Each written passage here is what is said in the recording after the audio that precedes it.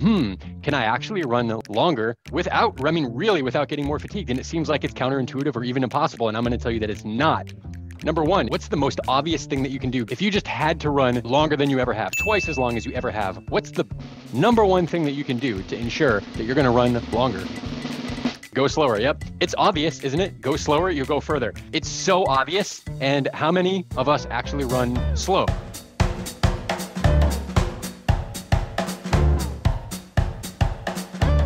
I want you to consider running much slower for longer. And I'm talking 2 to 3 minutes per mile slower than marathon pace or slower. If you're trying to gain aerobic benefits, so you can have muscular benefits, neuromuscular benefits, metabolic benefits. If you're trying to gain an aerobic benefit, the biggest determinant is going to be time spent in an aerobic state.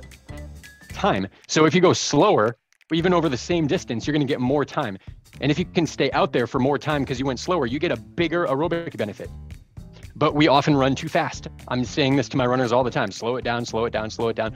And we run medium hard most of the time. It kind of feels good to let it roll, right? And if you're only going 3 miles, 6 miles, 7 miles or something, it's easy to just like go a little bit faster. But if you were to take that same pace that you run for a 10K, not a 10K race, just like in your training, and run it for like 20 miles, it would become difficult, wouldn't it? What about 25 or 30 miles? It would become too difficult.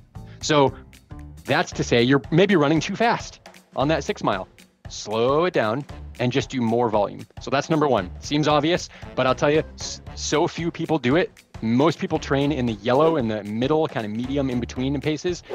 You should run oftentimes really fast, strides, sprints, or really slow, and just build up the volume. And this is what base training is. So that's number one. Number two, this may seem like it's out of your control, but only to a degree, and that is running cooler temperatures.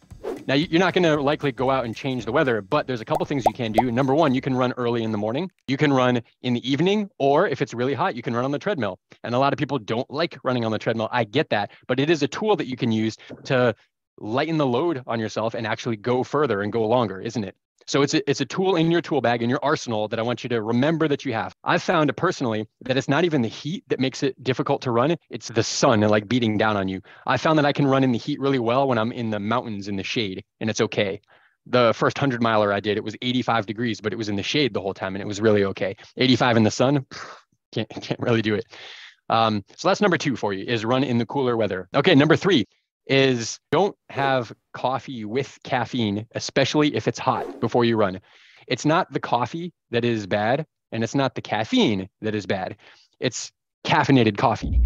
That combination right there. And without going too deep into it, what it does is basically inhibit your production of nitric oxide, which is required for your blood vessels to dilate and deliver blood to your working muscles. Also, the presence of caffeine will inhibit your body's ability to disperse heat, especially locally. And local muscular overheating is what is the primary determinant of that muscle going to failure. So if you're going to do bicep curls with a really heavy weight, eventually when you get to the point where you just can't do anymore, if you were to measure the temperature of the inside of that muscle, it would be very high.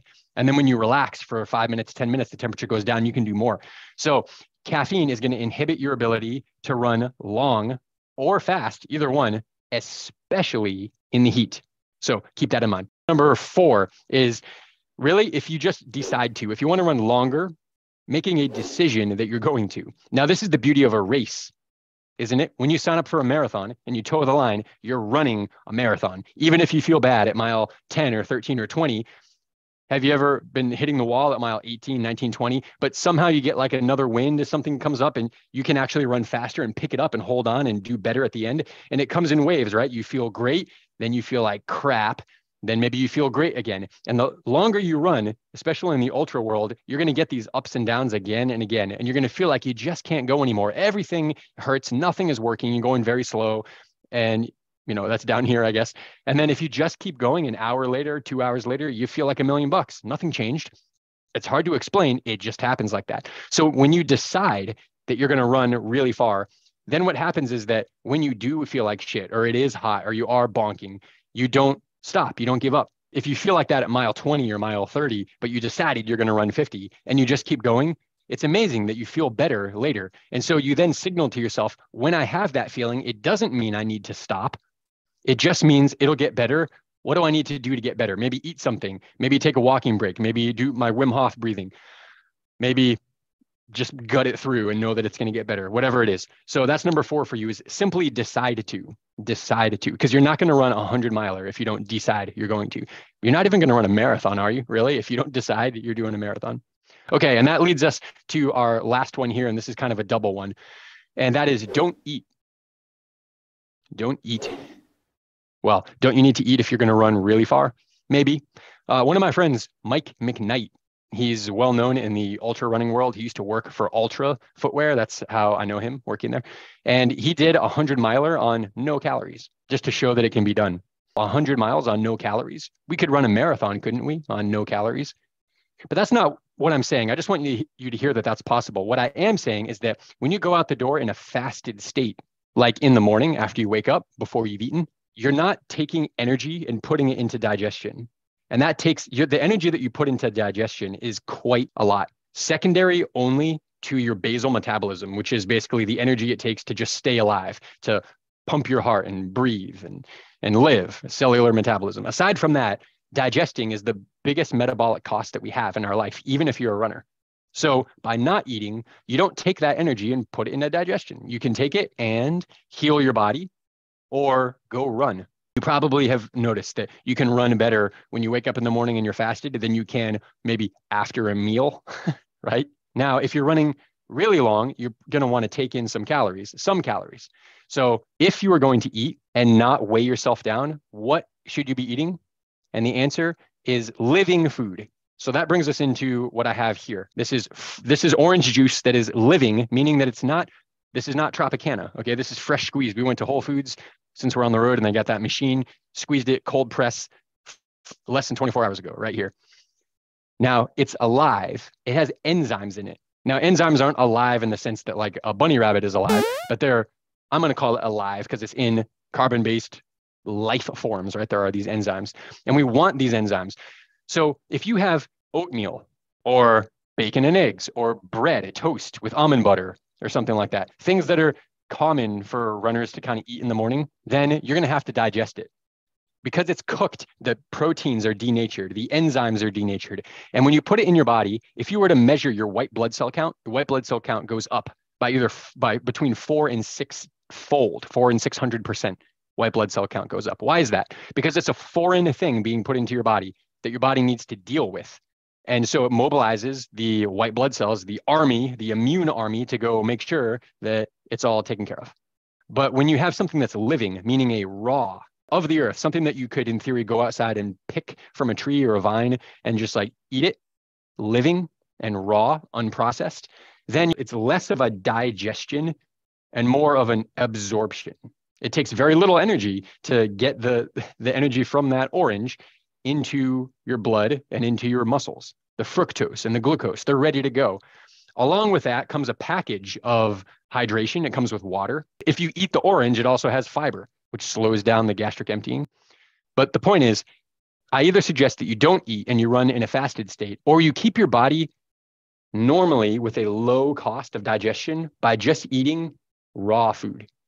All of my PRs recently, at least. So my PRs in the 50 kilometer, the last 2 PRs in the 50 kilometer, the 50 mile, the 200 mile, many 50Ks on different courses. I've PR'd a bunch and they all come off of having orange juice for breakfast and as my main fuel. My PR in the 50K was when I had only orange juice and a couple slices of watermelon for the whole thing. And it was a hot day in June.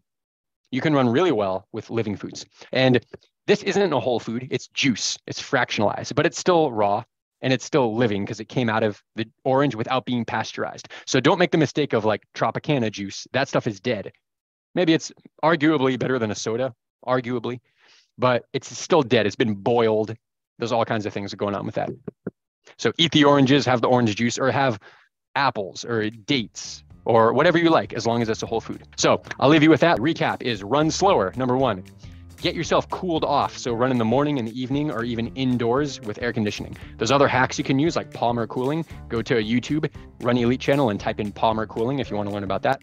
Number 3 is omit having coffee with caffeine in it, especially if it's hot outside. Number 4 is simply decide to. If you want to run longer, maybe sign up for a race and do it even as a training run, 50K, 50 mile, whatever it is.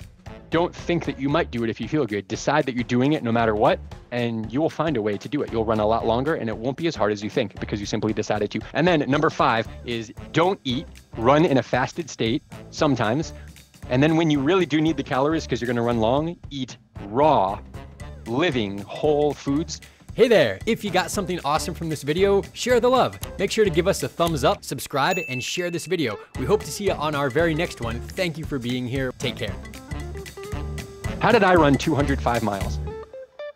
Not because I felt like it, because I just decided to. And then when I didn't feel like it, I just kept going. And I'll tell you, at the end, I felt like $1 million. The last mile was a celebration. And it was like the least fatigued in the last mile. But miles before that were really struggling. So it always gets better.